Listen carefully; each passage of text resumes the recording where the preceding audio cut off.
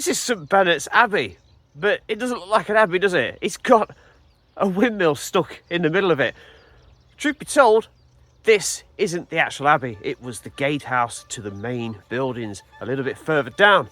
It's a fantastic little area, and I've got some beautiful imagery to show you. So join me as we take a look and discover St Benet's Abbey.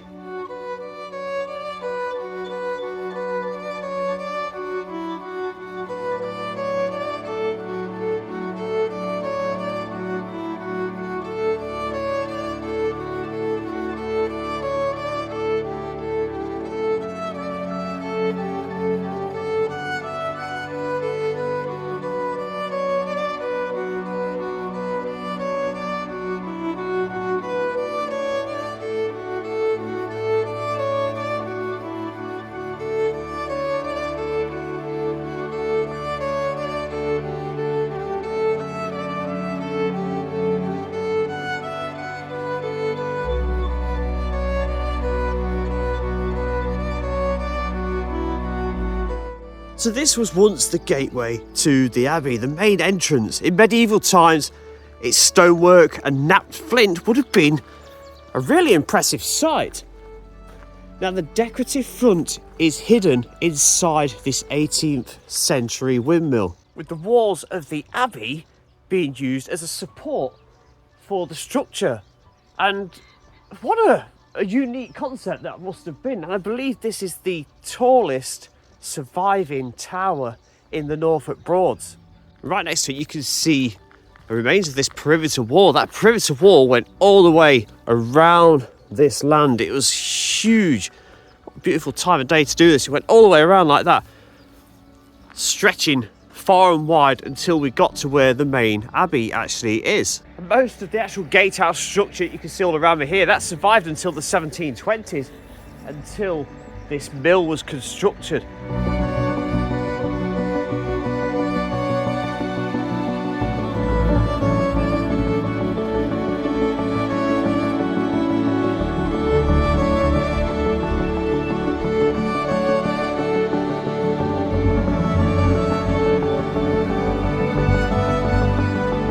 The gatehouse itself was largely intact until the 1720s.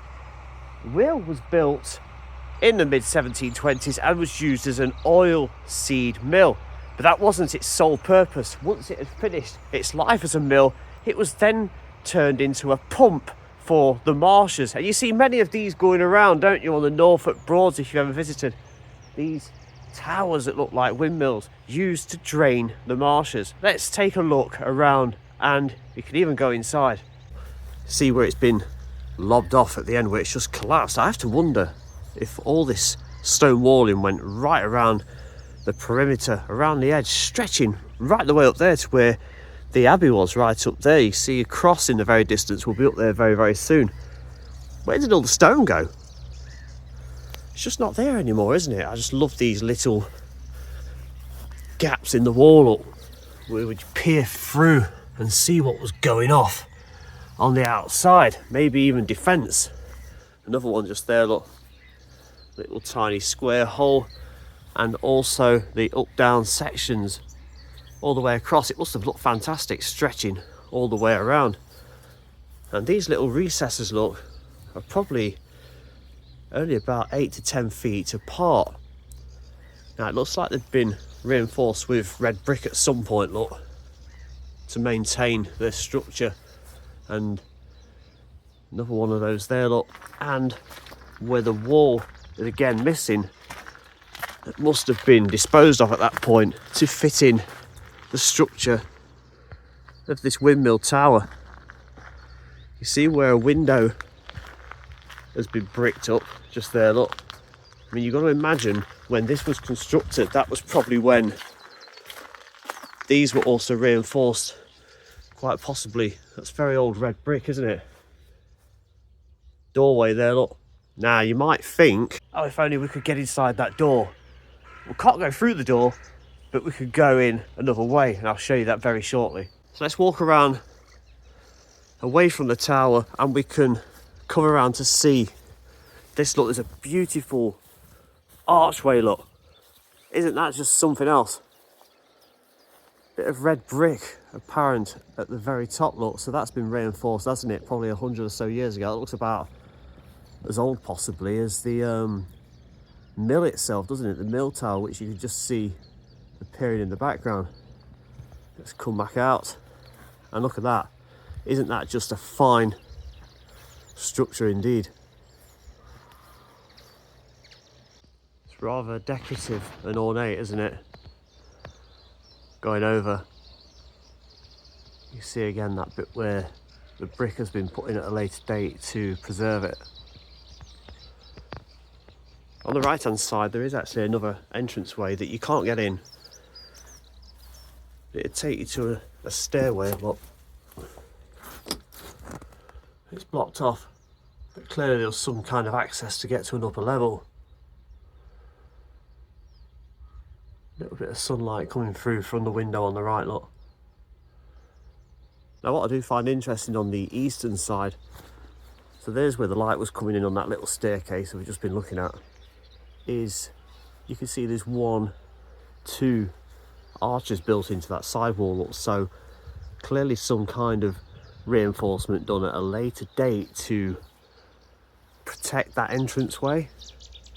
Maybe I'd say that was the original, and then that was built in at a later date to preserve that entranceway. And there's that upper section, look, where that staircase would have been.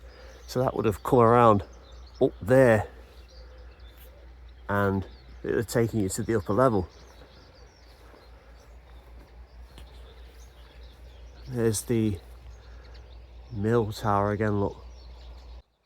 Now I'm not really knowledgeable for mills or anything, but I'm assuming was that some sort of exit for what was being milled in there, and it was deposited down in some fashion. So I think we should pop inside. Let's take a look and also see out the top of it as well. Again, before we do, you can just see there, look, another window that's been bricked off.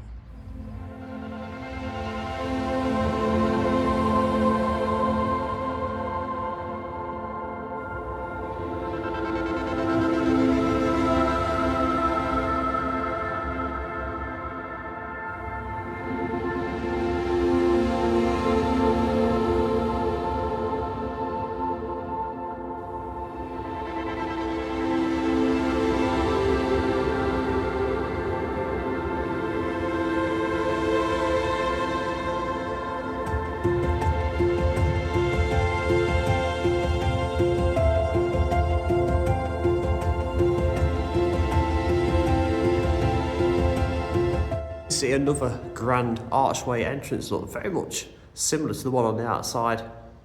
It's lovely, isn't it? And where that doorway is there, look, so that's the one that we saw on the other side, if you remember, where I said, well, it'd be great to come inside. You can see where the brickwork of the mill, it's just been built into what remains of this gatehouse, hasn't it?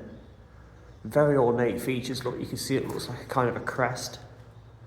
Looks like a lion just there, look, and looks like there's another one on the opposite side. Maybe it's holding a flag or an iron rod of some kind. Note those brick sections, look, between the stone. They're very marble-like on touch, passing all the way to the top.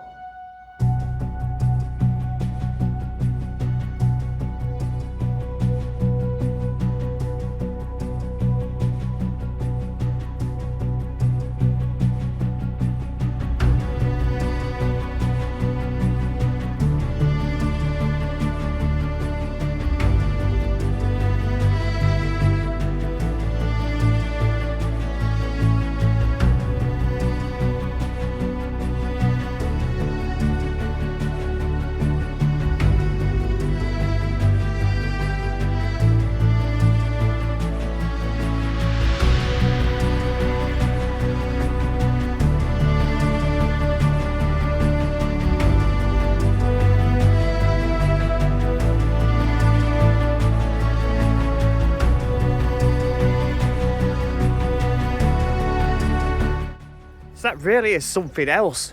A mill built into the gatehouse of a former abbey. It's brilliant. Now up here, there's more to show you. As I head towards the remains of the main abbey itself, there's still a fair bit to see.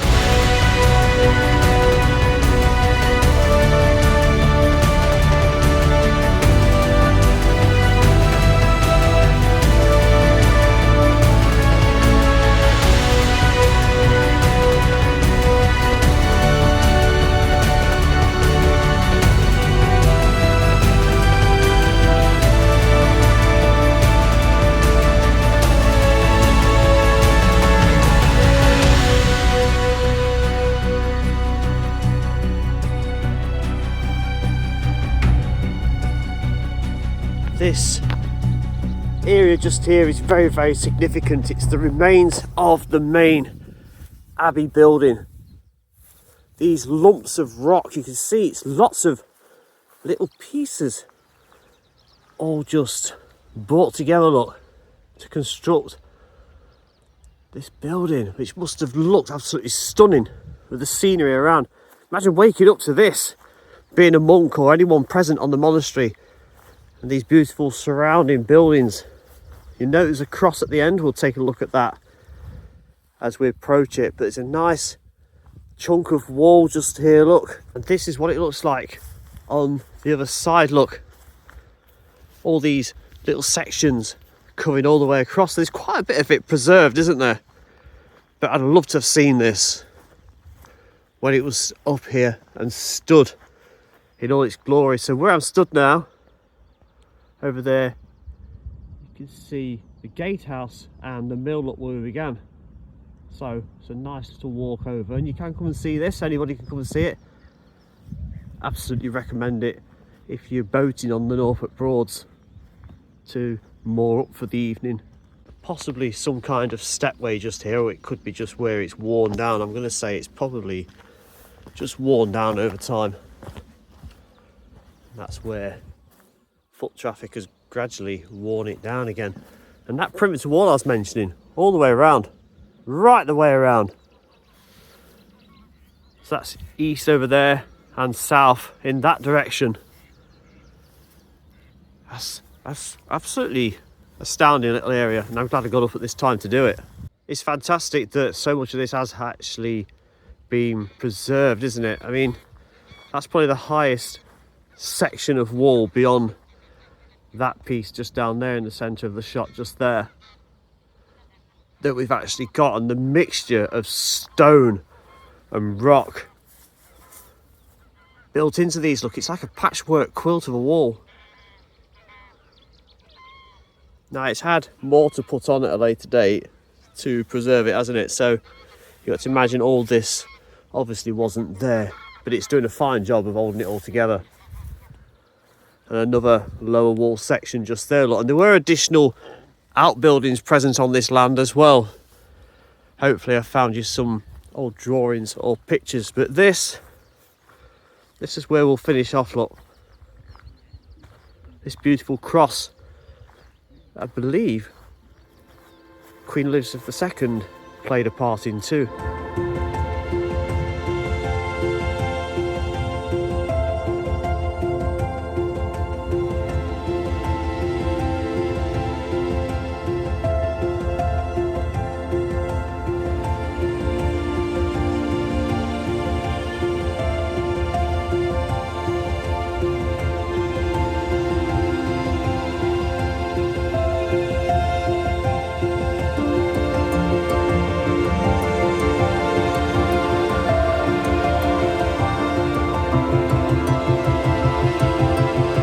This cross behind me is made of English oak, and it came from Sandringham and was presented by Queen Elizabeth II in August 1987, and it represents the location of the high altar.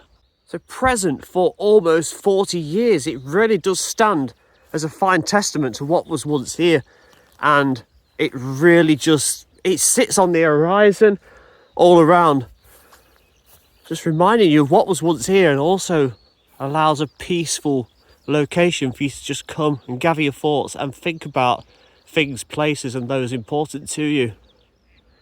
What a fantastic tribute to this glorious area that sits behind us.